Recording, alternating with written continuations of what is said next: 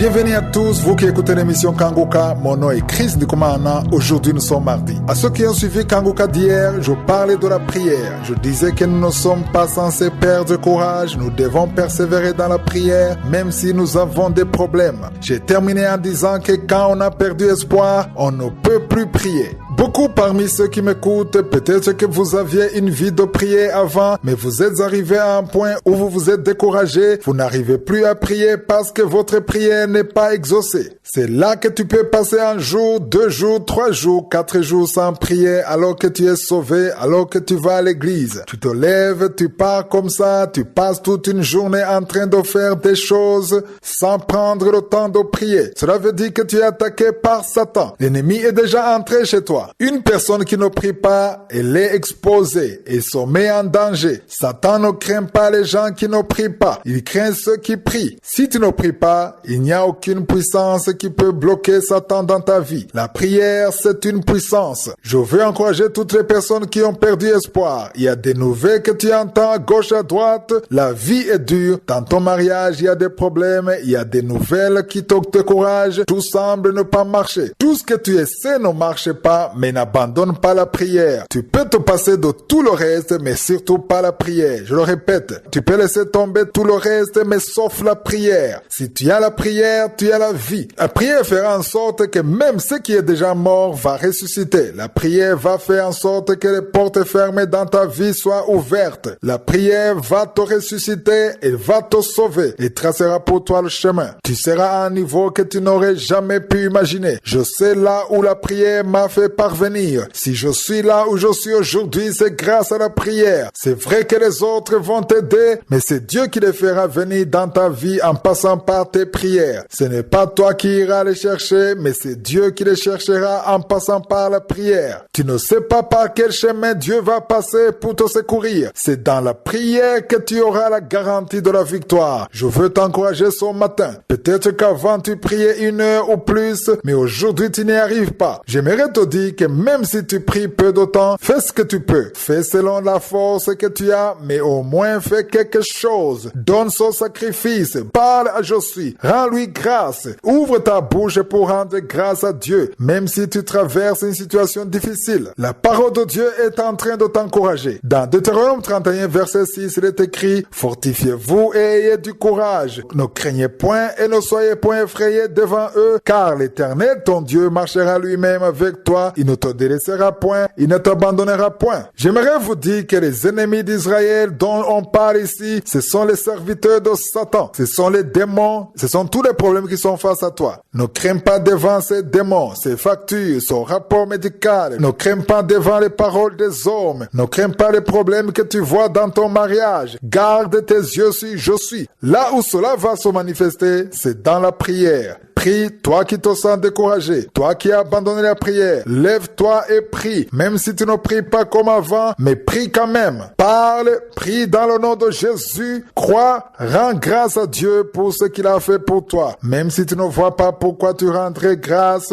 regarde en arrière, Dieu a certainement fait des choses pour toi, rends grâce pour ça. C'est ça l'arme d'un enfant de Dieu. Rendre grâce à Dieu pour ce qu'il a déjà fait, dépasse cela et rends grâce pour ce qu'il est. Parle de sa grandeur, parle de sa puissance, parle-lui de sa création. Rends grâce à Dieu pour ce qu'il a accompli dans la Bible. Ainsi tu seras en train de vaincre Satan et les démons et tous les problèmes vont fuir. Je ne dis pas que les problèmes vont disparaître aujourd'hui, mais je t'assure que si tu le fais tous les jours, si tu te réveilles chaque matin pour rendre grâce à Dieu, si tu parles de sa puissance, si tu parles des noms de Dieu, si tu parles de sa miséricorde, si tu lui rends grâce pour ce qu'il a fait pour toi, sans te lamenter, je peux t'assurer à 100% que tu vas sortir de ces problèmes, car Dieu n'est pas un homme pour mentir, et ce qu'il a dit, il va l'accomplir. Il l'a fait pour beaucoup de gens dans la Bible, et même aujourd'hui, il le fait encore. J'ai vu beaucoup de gens que Dieu a secourus. Je l'ai vu me secourir à travers la prière et l'espoir dépourvu de lamentation. Toi aussi, fais-le, espère en lui, cesse de te lamenter, garde tes yeux sur je suis, confesse sa puissance,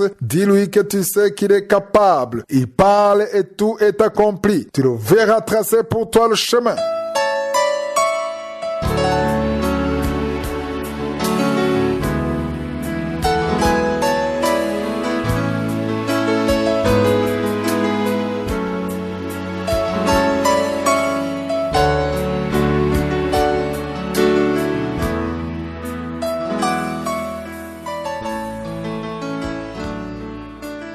Nous sommes dans la deuxième partie, nous continuons l'étude de la lettre de Paul aux Corinthiens. Nous sommes sur le 8e chapitre. Hier, j'étais sur les versets 3 et 4 où Paul raconte comment les chrétiens de Macédoine donnaient, parfois même au-delà de leurs moyens. Ils étaient pauvres, ils donnaient dans cette pauvreté. J'aimerais que vous compreniez qu'on ne donne pas parce qu'on est riche. Même dans le peu de choses qu'on possède, on peut donner. Le verset 4 dit, « Nous demandons avec de grandes instances la grâce de prendre part à l'assistance destinée aux saints. » Cela montre que Paul et les autres apôtres avaient peut-être refusé leurs dons, mais ils ont insisté pour pouvoir faire quelque chose. J'aimerais ici parler aux serviteurs de Dieu. Si une personne veut soutenir l'œuvre de Dieu, peu importe sa condition, vous ne devez pas lui refuser ce privilège sous prétexte qu'il n'a pas les moyens. Vous devez comprendre que s'il fait quelque chose, ce n'est pas pour vous, il le fait pour Dieu. Si cette personne a le cœur de faire quelque chose, s'il veut aider les pauvres, les veuves ou soutenir l'œuvre de Dieu, vous ne devez pas l'en empêcher car c'est Jésus qui lui a mis cela dans le cœur. Parfois, Dieu veut voir que tu es capable de donner même dans le peu que tu possèdes. Il veut voir que tu peux donner même à partir de ta pauvreté. Au verset 5, il y a une explication que Paul donne. Lisez bien ce qui est écrit dans vos Bibles. Il dit, et non seulement ils ont contribué comme nous l'espérions, mais ils se sont d'abord donnés eux-mêmes au Seigneur, puis à nous par la volonté de Dieu. On voit bien que Paul et les autres apôtres avaient sous-estimé leurs moyens. Tu peux voir quelqu'un et penser qu'il n'a pas beaucoup de moyens. Lisez attentivement le verset 5, vous allez voir une chose importante qu'ils ont faite. On voit bien qu'ils se sont premièrement donnés à Dieu, ensuite ils se sont donnés aux apôtres par la volonté de Dieu. Si tu as la volonté de donner dans l'œuvre de Dieu, si tu veux aider les pauvres, les veuves, les orphelins, la première chose que tu dois faire, c'est te donner à Dieu d'abord. Ils se sont donnés eux-mêmes au Seigneur, ensuite à Paul et aux autres. Ne te donne pas à un serviteur de Dieu premièrement, mais donne-toi à Dieu premièrement. Soutenir un serviteur de Dieu, ce n'est pas mauvais, c'est une bonne chose, mais la première chose que tu dois faire, c'est te donner à ton Seigneur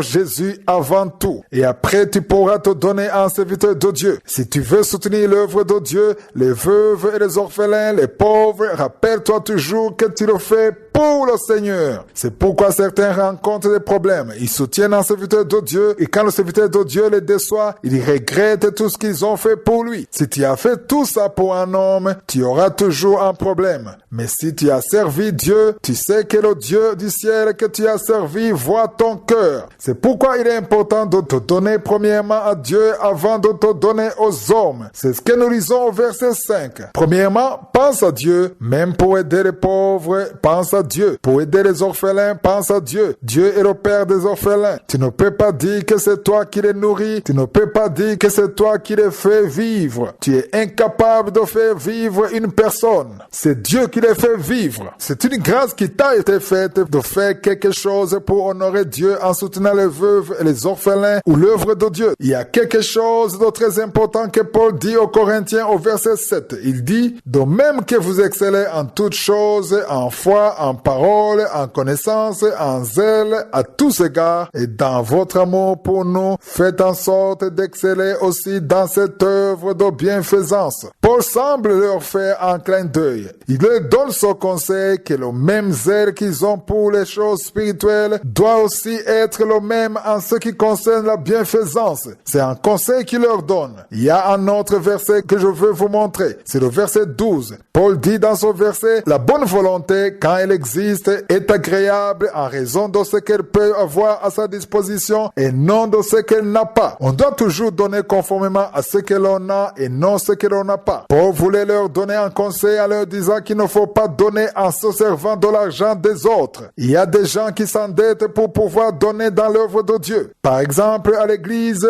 on est en train de construire et tu contractes une dette pour pouvoir donner quelque chose. Ceci peut entraîner des problèmes dans ton foyer parce que tu as demandé une dette pour la construction de l'église. Il faut que tu donnes dans ce que tu possèdes et non pas dans ce que tu ne possèdes pas. C'est un conseil pour ceux qui tombent facilement dans ce piège en se disant que Dieu saura comment régler le problème. Ne t'endette pas, donne ce que tu as, ce que tu es capable de supporter, mais ne donne pas ce que tu n'as pas. Que Jésus vous bénisse. Je vous demande de lire le chapitre 9 pour l'étude de demain. Passez une excellente journée. À demain si Jésus le veut.